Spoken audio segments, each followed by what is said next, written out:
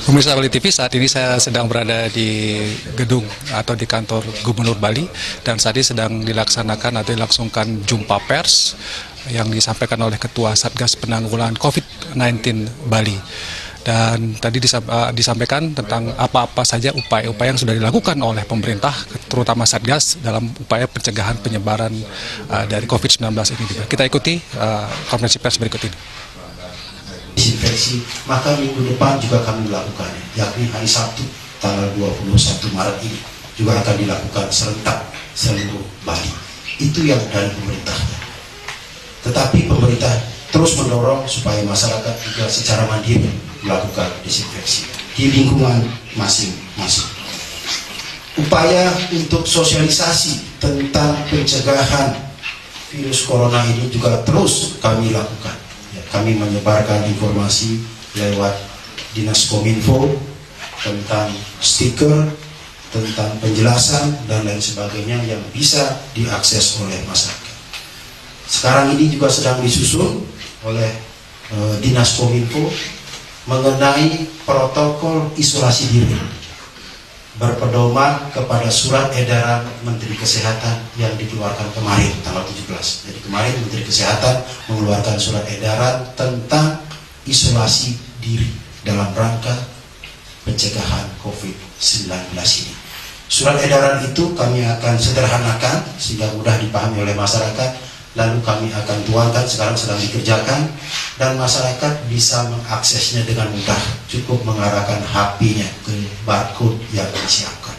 Jadi tidak lagi dalam bentuk stiker, brosur, karena itu lama dan juga belum tentu dibaca, dibuang sembarangan. Maka kami sedang merancang informasi tentang isolasi diri itu dibuat dalam teknologi digital, dan orang cukup mengarahkan HP-nya untuk scan barcode itu, sehingga dengan demikian bisa mudah diketahui.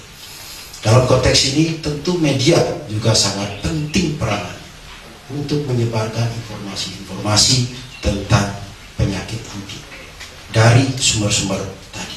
Dengan demikian masyarakat akan memahami dengan baik bahwa COVID-19 ini adalah bisa kita hindari, bisa kita cegah, dan kalau terkena bisa kita sembuhkan melalui hidup yang sehat dan juga melalui perilaku hidup bersih dan sehat.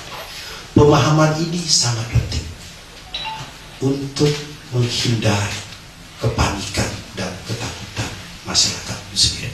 Karena kepanikan dan ketakutan itu dampaknya sangat luas, bahkan lebih bahaya dari penyakitnya itu sendiri. Kita bisa bayangkan hari ini sampai hari ini baru 1 orang yang positif dan meninggal. Itu pun oleh juru bicara pemerintah dikatakan imported case, artinya kasus yang datangnya dari luar. Jadi sesungguhnya sampai hari ini di Bali, Astungkar, belum ada orang yang terinfeksi Astungkar, dan seterusnya. Kita berharap seperti itu. Tapi kepanikan dan kekhawatiran masyarakat sudah terjadi. Dampaknya juga sudah kita rasakan.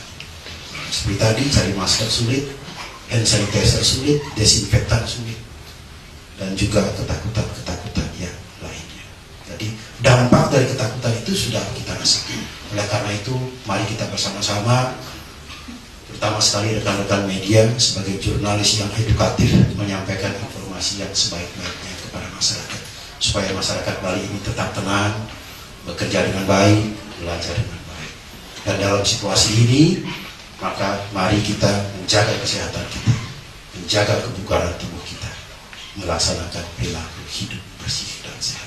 Astungkar, Bali bisa kita lindungi dari penyebaran COVID-19. Ya, demikian tadi konferensi pers yang disampaikan oleh Ketua Satgas Penanggulangan COVID-19 di Bali. Sampai jumpa di breaking news berikutnya.